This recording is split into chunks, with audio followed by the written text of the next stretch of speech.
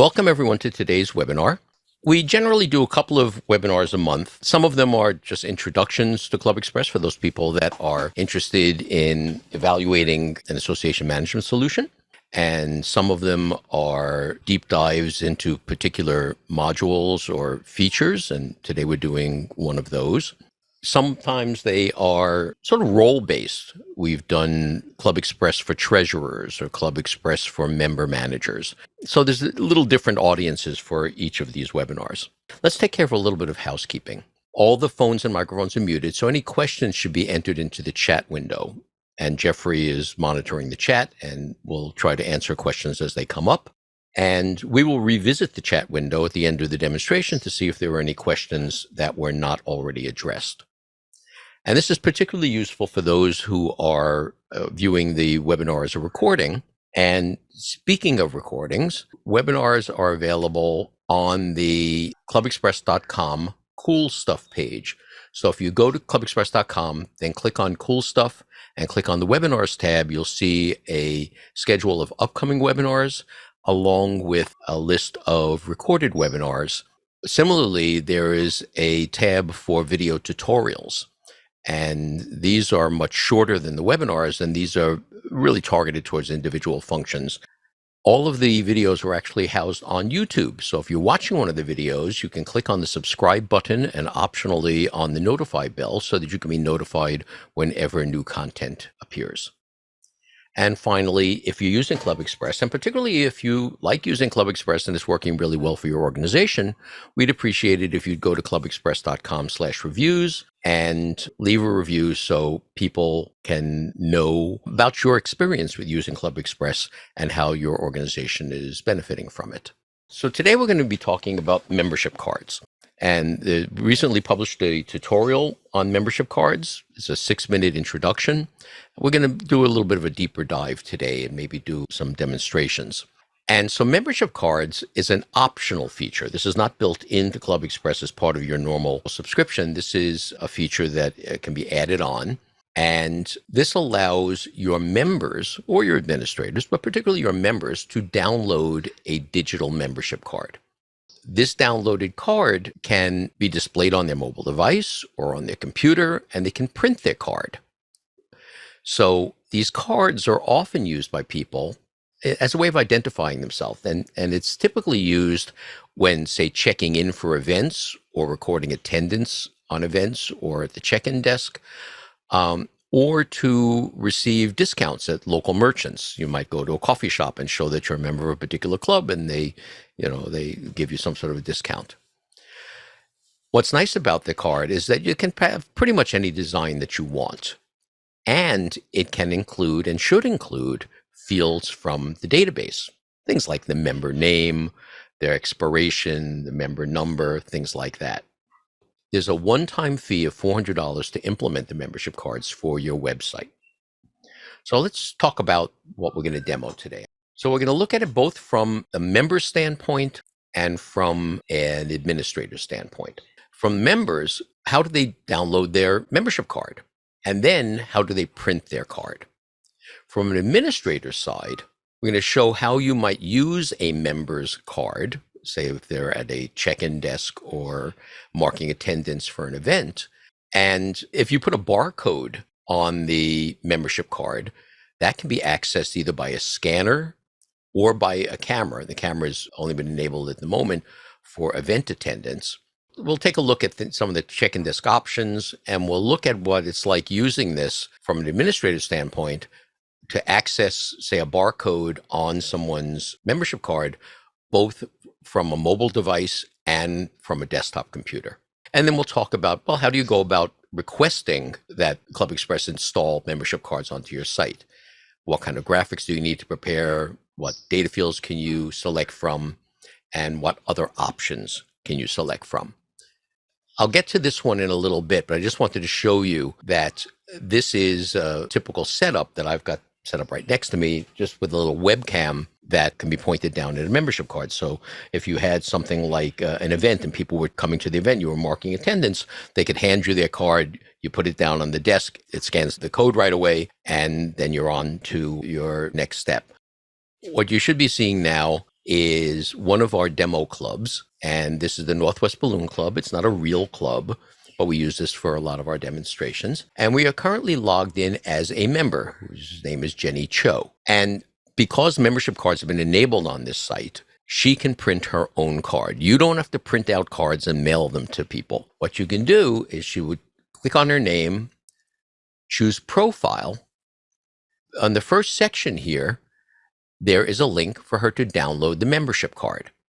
So when we click on download membership card, in this case, the card has been hard-coded so that the name of the file is democard.jpg. And if I decide to show this in a folder, you will see demo card JPEG here. And if I double click on it, this is her card. This card has a lot of information. There's a background graphic of the club name and the balloons, and actually the URL for the club is actually part of that graphic. You can put whatever you want in there. And there's a couple of fields from the club, including when the membership expires, and this barcode is actually her member number. Now, there's a couple of ways to print this, and I'm going to focus on printing from a Windows machine because that's what I'm on at the moment. But if you look at the tutorial video, we also show how you would print from a Mac. It's a little different. But from here, there's two different ways of printing. One is to click on the print icon when you're viewing it in the photo viewer. You can print here, and you can choose, you choose wallet size. You can print it here. This is not my preferred way of printing. My preferred way of printing is to go to your File Explorer, right-click, and choose Print. And so here, you have an option of different paper sizes. And here, if you scroll down to Wallet, there's two things that you need to do. One is that you need to choose Wallet. And two, you may be able to see that it's kind of cropping out an area.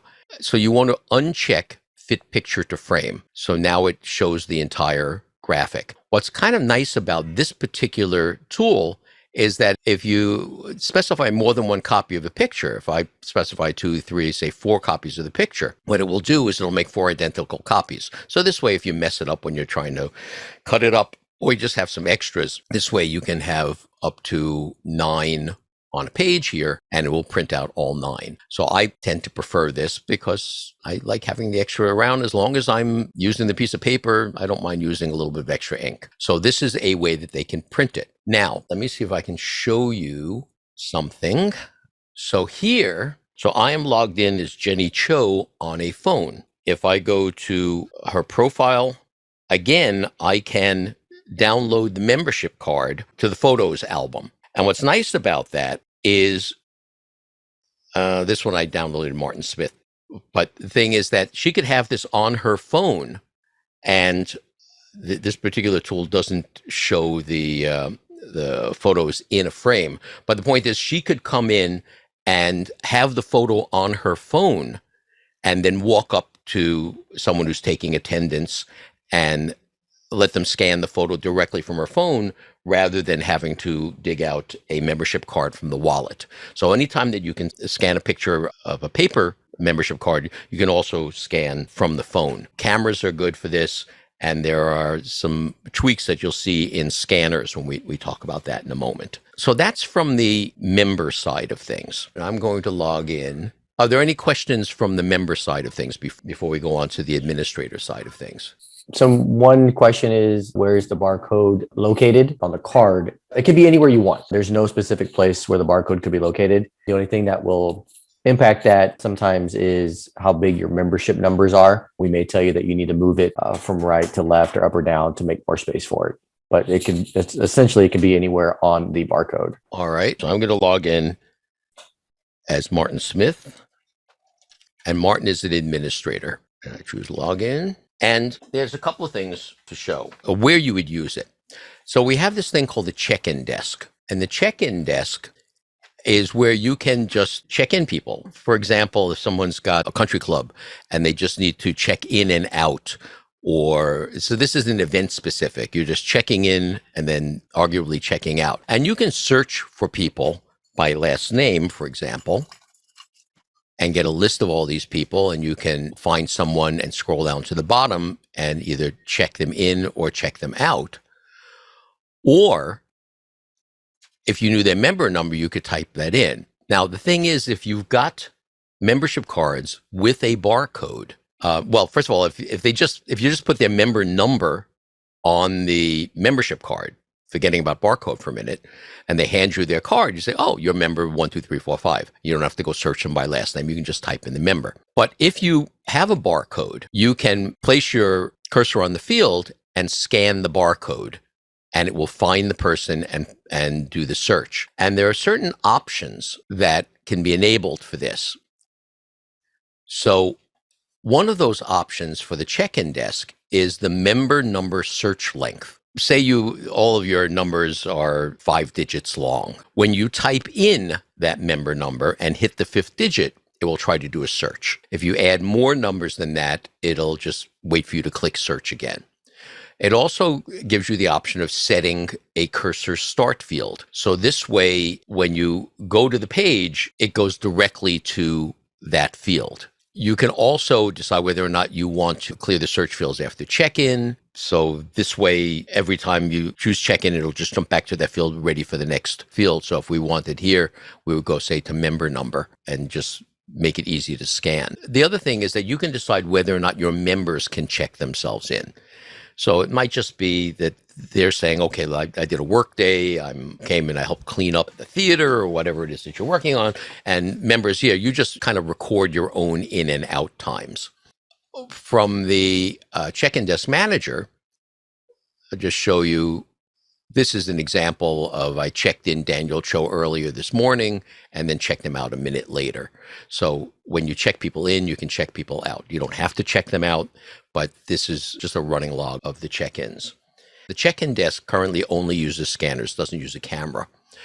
And in the help file, and you can click on help by clicking over here, if you click on help and search for the word scanner, there is one that says using the check-in desk. And we have a section here about scanning a physical card versus scanning a digital card. There are several kinds of scanners. There are USB scanners, there are keyboard wedges. Scanning a physical card and scanning a digital card may be a little different because of the way the glass is in front of a mobile device and the way the pixels are aligned. We have 2 different recommendations, and they're both under $40.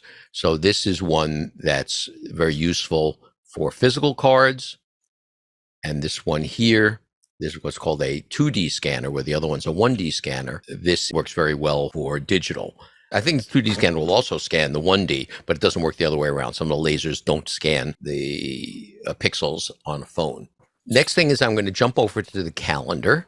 And because I am an administrator, logged on as an administrator, or if I was logged on as a coordinator, I want to be able to record attendance on an event. So you can do it from the event administration screen, or you can do it from the calendar itself and just click on attendance. Now it's going to ask you, what do you want attendance for? And so if I choose, say, 033, let's try 2021. This is a committee meeting here. And so if I choose scan with the camera, this should open up and point at this camera that I showed you I had set up, and it's pointing at the table at the moment. So you can see me putting this card in. And as soon as it sees the barcode, it says, this is Jenny Cho. Do I want to mark her attendance? So I'm just going to do it again because it's actually kind of cool. I'm going to bring it in at an angle, see if it behaves itself. So you don't have to be very particular about it, but this is a very fast way of finding someone so you can mark attendance here. So this is really the setup where the administrator has marked as attendance. I'll scan with the camera again just to show you what happens if I bring in my phone. This was Martin. So I'll do it one more time, but this time I'll display it horizontally. So you should be able to see this coming in. And so it's really handy for people to have the digital card on their phone and be able to simply hand their phone to someone or put it under a camera like this, or to be able to do this viewing your website on a phone. So if I come over here, let's close this for a moment. I'm going to log in as Martin Smith here. And let's log in as a different user and go M Smith, log in. And so now if I go to the calendar, because I'm an administrator, I choose attendance. I have to find an event, 03/2021. So now if I say choose another meeting here and it says scan with camera, it's asking me if the app is allowed to use the camera. And so now it does exactly what it did before.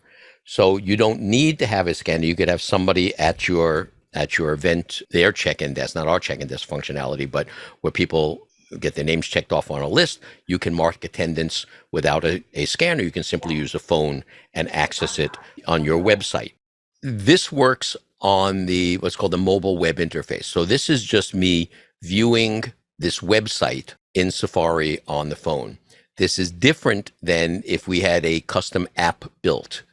The camera functionality does not work inside the custom app. So if you do have a custom app built for your organization and you want to mark attendance, simply view your site from your regular web page.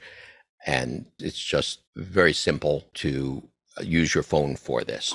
So do we have any questions about using the membership card as far as scanning it or taking a picture of it? People were also asking is from year to year, if new people come on or people renew and they offer discounts to certain places, how do these places know? And that's where I recommend highly that you put on the expiration date on the card, because each year after they renew, they print a new card because that expiration date will update. So the businesses and things of that nature, they know that this is an active and updated card. Yeah, along the same lines, they can print the card anytime they want to get a current version of the card. Meaning if somebody changes their last name, if they get married or divorced or whatever, and they say, okay, I need a new card, they don't have to call an administrator. They can simply go to their profile, print the card, and it gets the current information about their name, if that's what's on there, and about their the membership status, their membership type, and all of that. So that's good. All right. Can you cover scanner versus camera again, check-in versus events? We offer two types of scanners when it comes to being able to use your desktop computer or laptop to scan in. The scanners can be used at the check-in desk level, or they can be used at the event level. The camera on your phone, however, can only be used at the event level. It cannot be used on the check-in desk. That functionality is not there yet. Right. And really what a scanner is doing, it's basically just a keyboard wedge. So it's typing in characters for you. You scan it and it just translates that into characters. Camera it's pretty sophisticated in that you can put the thing in upside down and it'll still recognize it. It's very nice. All right, let's go on to the next thing here. So you say, okay, I want this for my club. I've got $400. What do I need to do? Well, what you need to do is you need to prepare 2 graphic files. You can see the one in the upper right is a blank file that just has the background, any graphics you want, and any static text that you want. So in this case, we've got the URL, the address of the club on there. It's not a data field that's available from within the database, so you can put anything you want there. So it can include static text. And this will be on every card. Then we need another graphic. It's the same graphic, but with some information filled in. What fields do you want? What font do you want? How big do you want it? So just give us an idea of what you want, and say anything that's a number, say the member number. Do you want that just as a number, which you can have on there, and or do you want it represented as a barcode?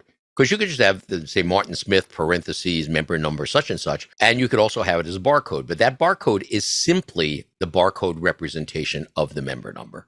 These data fields are typically selected from the member's contact information or from some additional member data. I'll talk about that in a moment as to what fields are available. The graphics themselves should be 1012 pixels by 638 pixels, which at 300 pixels per inch is the size of a business card, 2.5 by 3.5. So just make sure your graphic is the right size. And unlike a printed card where sometimes you have to order special flush versus with a border, you can use the entire area. You don't have to leave a border. And you can even use very specific fonts. Say if you had a font design for your organization, you can specify that font if you just send us the font, and we will install the font and make it available on your card. Now, what can you put on a card? Well, this is not in alphabetical or any other particular order, but you can have things like the full name or the name that's reversed or the member number. There's only one kind of barcode. It's the code 39 barcode type. As Jeffrey mentioned, it's a good idea to put in the expiration date. And you could say through this date or expires this date.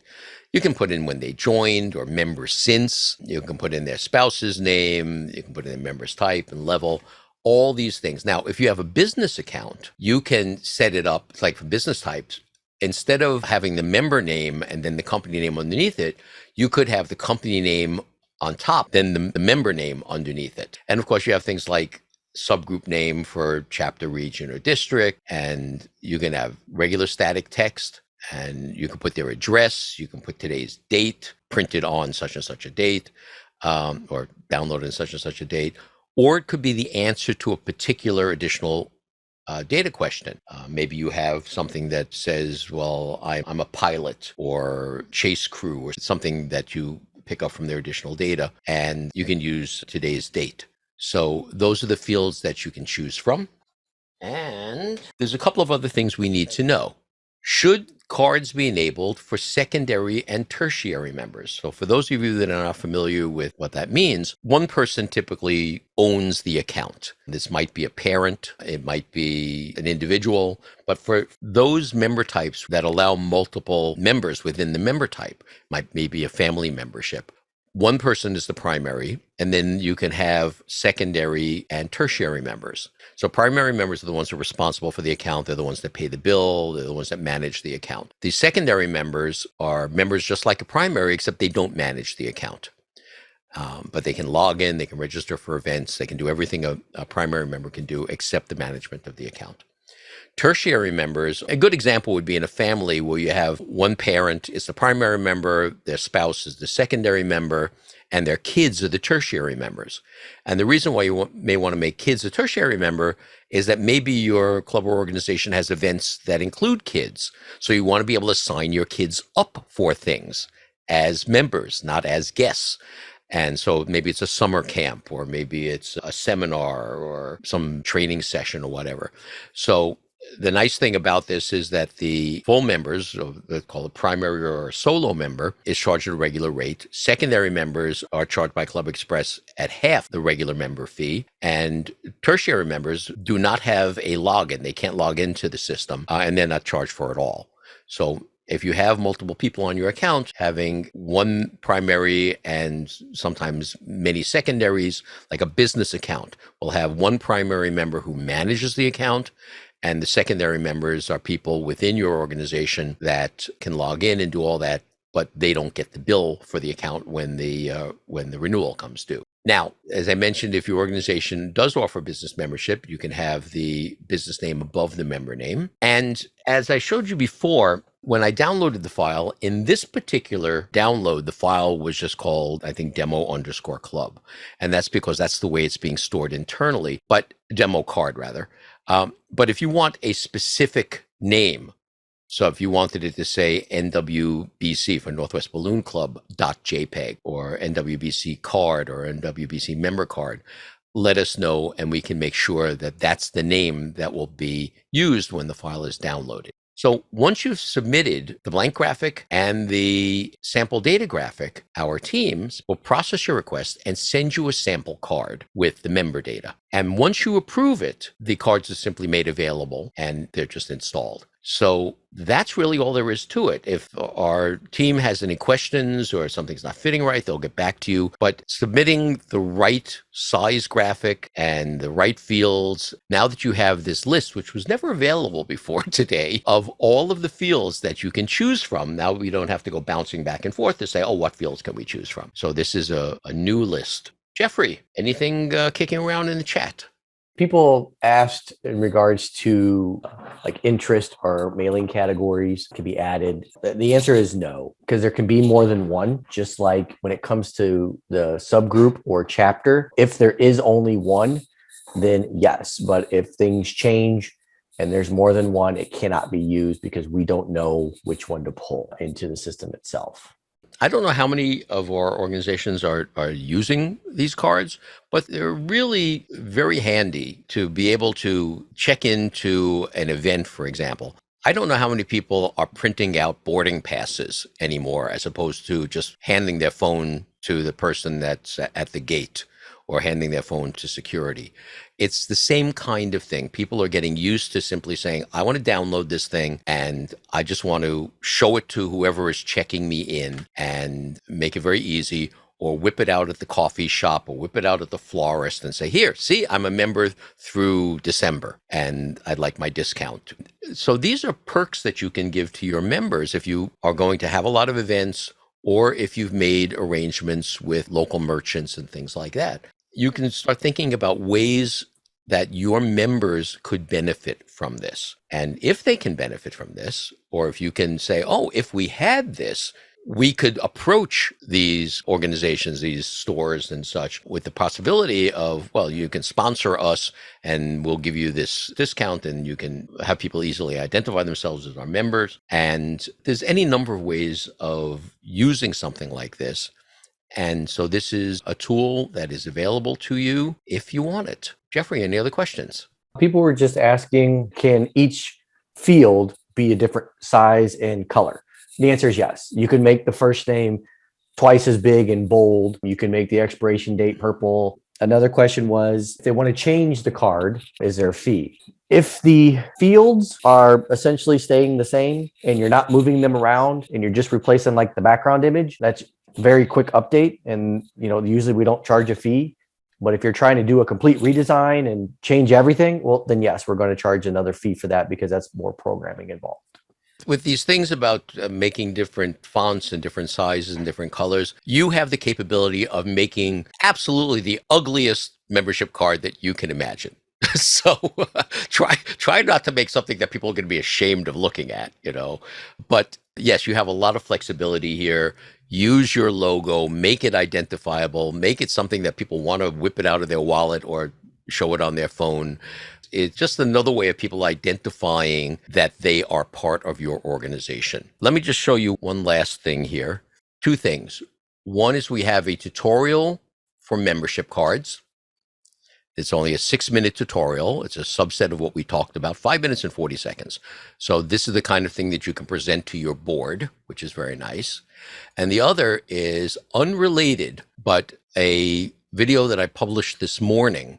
And this is about the new accessibility toolkit. And what the accessibility toolkit is something where we announced it in our last version update, but this lets you, this is, again, an optional thing that gets you subscribed to that will let you be compliant with a lot of specifications for enabling people with vision or other types of disabilities. And so it just shows how you can use these things to change stuff around. This is a very, very interesting tool. We've partnered with a company called Accessiby. And so if this is something that would either benefit your members or keep you out of some legal problems for not having made the accommodation for people with varying disabilities, this is a brand new thing that we just published this morning. So search for ClubExpress Accessibility Toolkit. Thank you, everyone, for coming, and we will see you in the next webinar.